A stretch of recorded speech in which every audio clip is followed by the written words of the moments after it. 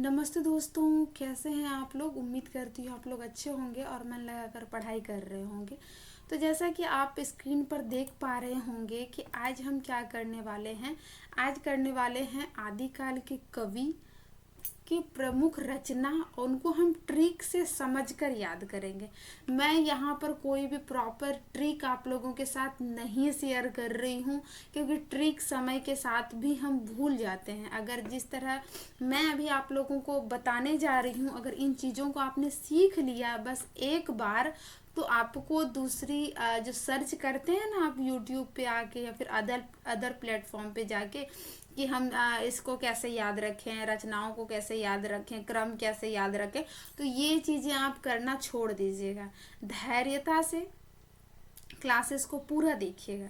दोस्तों, मैं एक बात बताना चाहूँगी कि अगर आप यूजीसी नेट या फिर टीजीटी पीजीटी किसी भी हिंदी एग्ज़ाम्स की तैयारी कर रहे हैं, अगर आपके सिलेबस में हिंदी साहित्य है, हिंदी साहित्य से प्रश्न पूछे जाते हैं, तो आपके लिए मेरे ये क्लासेस महत्वपूर्ण साबित होंगे।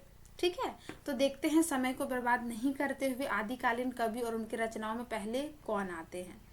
तो सबसे पहले हम देखेंगे अपभ्रंश की रचना इसके अंतर्गत आता है, और अपभ्रंश में सबसे पहले आ जाएंगे हमारे स्वयंभू जी। मुझे इस पिक्चर्स की ज़रूरत नहीं पड़नी चाहिए थी, लेकिन एक आप लोगों का वैसा माइंड सेटअप तैयार करने के लिए मैं इन चीज़ों को यहाँ रखी हुई हूँ। ठीक है, जैसे देखिए स्वयंभू जी हैं, इनकी पहले रचनाएं देख लेते हैं। पाउमचर्यु, पदमचरित, रिष्ट नेमिचर्यु, अरिष्ट नेमिचरित, हरिवंश पुराण इनका दूसरा नाम है, और स्वयंभू छंद। आप कॉपी और पेन लेके बैठिएगा। जो भी इसमें महत्वपूर्ण चीज़ें मैं बता रही हूँ उनको लिखते हुए चलिएगा। अगर आप ये नोट्स बना रहे हैं तो उसमें कवि और रचनाओं वाला चीज़ देके आप रख सकते हैं, इसे लिख सकते हैं। जो भी मैंने यहाँ पे लिया है टीजीटी पीजीटी यूजीसी का सिलेबस देखने के अकॉर्डिंग कवियों को यहाँ पे रखे हैं। तो स्वयंभू जी को हम ट्रिक को याद करेंगे, इनकी रचनाओं को, तो क्या देखेंगे, स्वयंभू को हम स्वयं बना लेते हैं, मतलब मैं खुद। तो यहाँ पे मैं खुद के जगह पर ये बाबा जी आ जाते हैं। ये कौन है, स्वयंभू जी। ये खुद अपने पैरों से, पाउमचर्यु को मैंने क्या बना लिया है, मैंने पैर बना लिया है। ठीक है, अपने पैरों से रिष्ट, रिष्ट को हमने क्या बना लिया है, रुष्ट बना लिया है। रिष्ट को रुष्ट बना लिया है। तो क्या अपने पैरों से रुष्ट होकर इन्होंने क्या किया है, छंद को खोल दिया है। स्वयंभू जी अपने पैरों से रुष्ट होकर छंद को खोल दिया है। तो पाउमचर्यु किसकी रचना है, स्वयंभू जी ने ना। स्वयं इमेजिन कीजिए इन चीज़ों को कि स्वयंभू जी हैं, उन्होंने अपने पैरों से रुष्ट होकर अपने छंद को खोल दिए हैं। तो कितना आसान रहा। अगर हम चीज़ों को समझ के याद करें तो हम कभी नहीं भूलेंगे उसे। ठीक है, तो पाउमचर्यु हो गया, रिष्ट नेमिचर्यु हो गया, और स्वयंभू छंद हो गया। तो अब से अगर आपसे कोई पूछेगा कि स्वयंभू जी की रचना क्या है, तो आप लोग सोचिएगा कि दीदी ने तो बताया था एक बार कि स्वयंभू जी जो है ना अपने पैरों से रुष्ट हो गए, और अपने पैरों से रुष्ट होकर वो अपने छंद को खोल के इस तरह, जो यहाँ पे देखिए इसे इमेजिन कीजिएगा कि बस ऐवी बैठ गए। ठीक है, तो ये चीज़ें यहाँ पे हो गया। उम्मीद है ये याद हो गए होंगे आपको। अगर याद नहीं होते हैं तो बस मेरा एक फॉर्मूला है कि 3 दिन 3 टाइम, 3 दिन 3 टाइम एक ही चीज़ को रिपीट करें, टाइम निकाल के 5-10 मिनट, वो हमेशा के लिए याद रह जाते हैं। आगे देखते हैं, पुष्पदंत जी आते हैं। पुष्पदंत का रचना क्या है, 63 महापुराण, गुण अलंकार इसका दूसरा नाम है, महापुराण, नग्न कुमार चर्यु, नाग कुमार चरित, जसहर चर्यु, जसधर चरित, और शुक्ल जी ने इसका आदि पुराण, उत्तर पुराण भी इन्हीं का रचना माना है। किसका, पुष्पदंत जी का। इसको कैसे याद करेंगे, तो यहाँ पे देखिए मैंने एक पिक्चर्स लगाई हुई है, इसको थोड़ा सा ध्यान से समझिएगा। पुष्प की हम बात कर लेते हैं।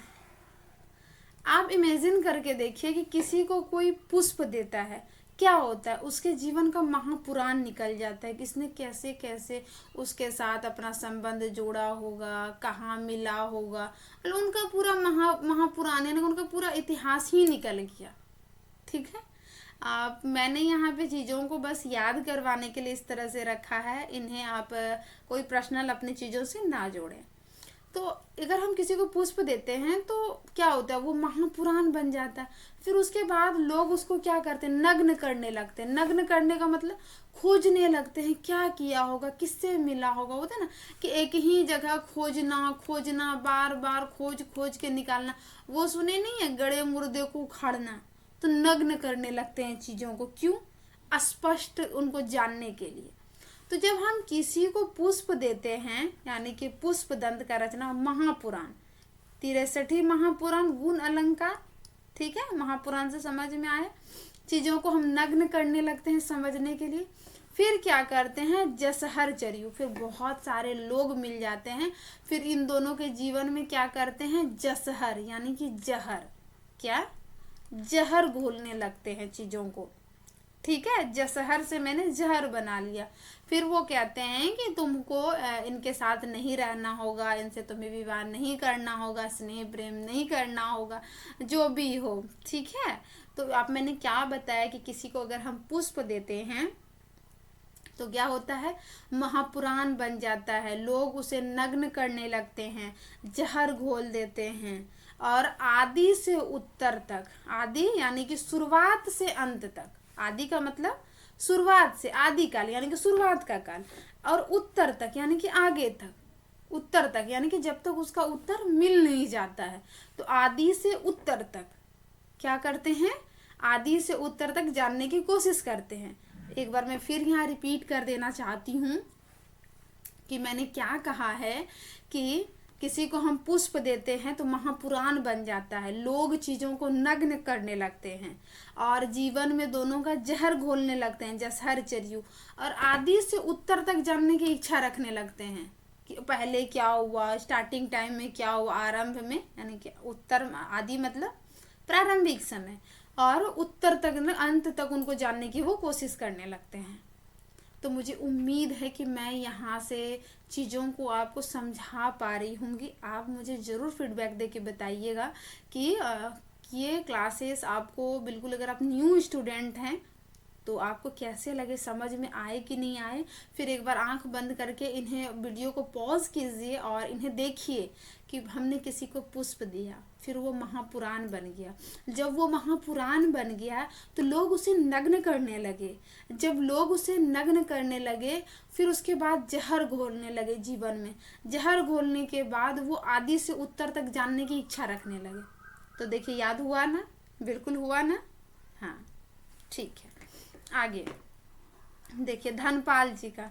तो देखिए, इनको भी भविष्य में क्या है, धन की जरूरत है। भविष्य में इनको भी, इस इंसान को धन की जरूरत है। ऐसे करके देख रहे हैं, ये सोच रहा है। ठीक है, तो भविष्य में इसे भी धन की जरूरत है, आपको भी धन की जरूरत है, तभी आप मेहनत कर रहे हैं, पढ़ाई कर रहे हैं। ठीक है, आगे जोइंदु सूरी का उपदेश रसायन रास। सूरी, सूरी मतलब क्या होता है, असुर। सूरी को हम असुर बना लेते हैं, असुर बना लिए। सुर असुर, सुर असुर, असुर मतलब क्या होता है, राक्षस। असुर मतलब क्या होता है, राक्षस होता है।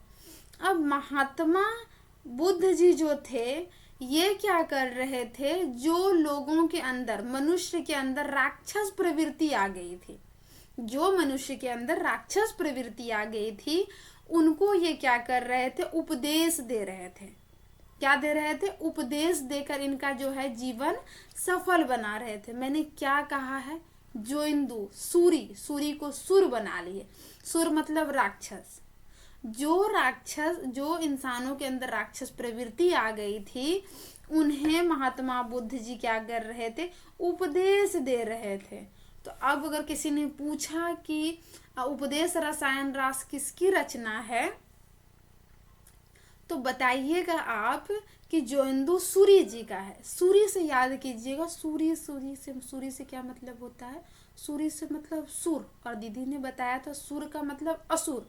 और असुर जब इंसानों के अंदर आया तो महात्मा बुद्ध ने उसे उपदेश दिया। क्या दिया?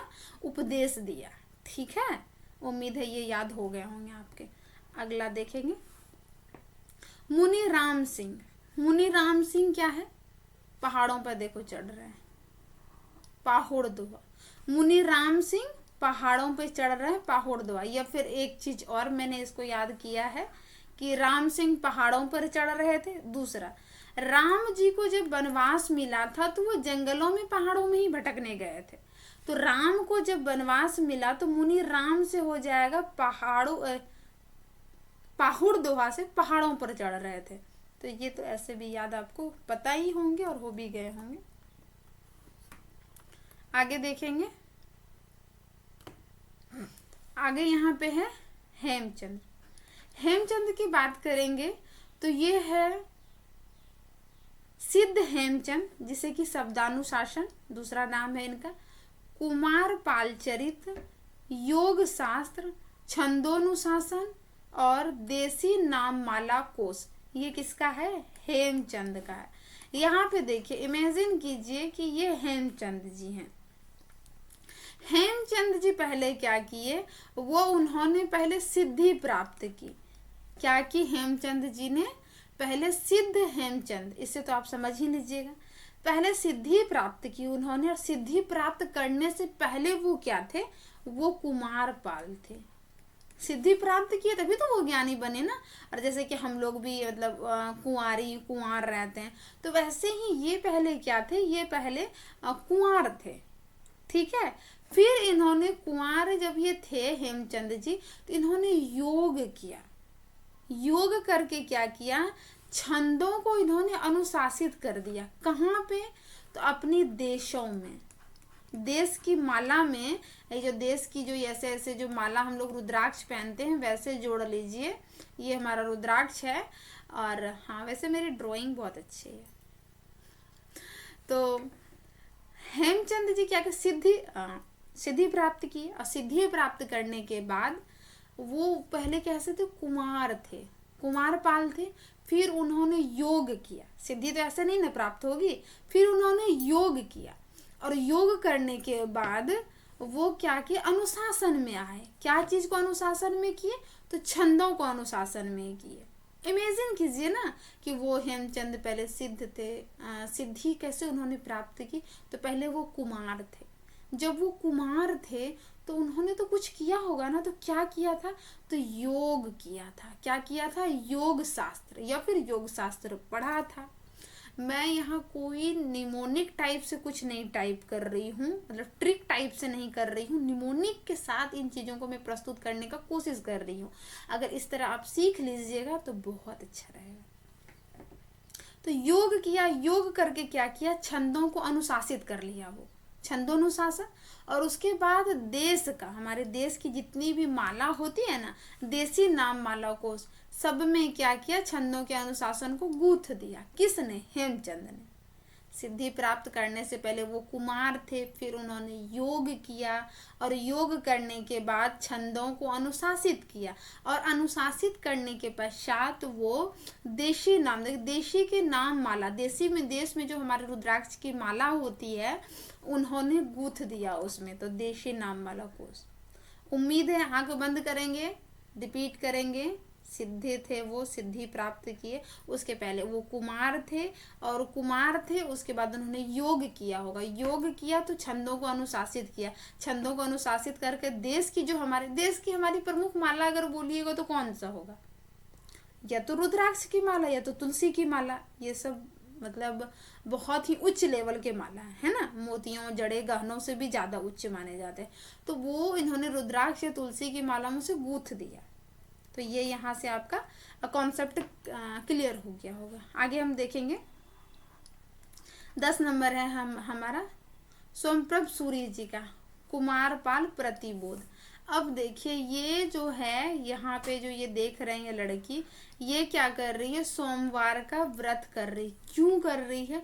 कुमार पाल का बोध करने के लिए। क्यों? क्योंकि इन्हें विवाह करना है, इसीलिए ये शिव जी का क्या कर रही है? पूजा कर रही है। क्यों? सोमवार का व्रत कर रही है, बोल रही है भगवान जी मुझे कुमार पाल का बोध हो जाए, मुझे वो मिल जाए, मुझे वो समझ में आ जाए। तो अगर इस तरह हम चीज़ों को याद करते हैं ना तो हम कभी भूलेंगे नहीं। जब भी कभी आएगा कुमार पाल प्रतिबोध, अच्छा सोमवार का व्रत कर रहे थे ना, सोम प्रभ सूर्य। और जब इसको आप कंठस्थ कर लीजिएगा ना चीज़ों को, फिर आपको ये ट्रिक जानने की जरूरत नहीं है, वो आप खुद याद रख लीजिएगा। ठीक है, अभी इसको समझने के लिए ये डिटेल आपके साथ काम कर रहे हैं। फिर उसके बाद है जैनाचार्य मेरुतुंग, ये है प्रबंध चिंतामणि। अब बताइए, मेरुतुंग का अर्थ मैंने यहाँ से मरने से लगा लिया है। और जब इंसान बूढ़े हो जाते हैं, सोच के देखिए, तो वो अपनी किसका प्रबंध करने लगते हैं कि मुझे मेरे पास इतना सेविंग होना चाहिए, प्रबंध करने लगते हैं कि ताकि अगर मेरा मृत्यु हो जाए, मरण हो जाए, तो हम मतलब मेरा जो होता है ना अंतिम संस्कार टाइप से, तो वो हम अच्छे से कर सके।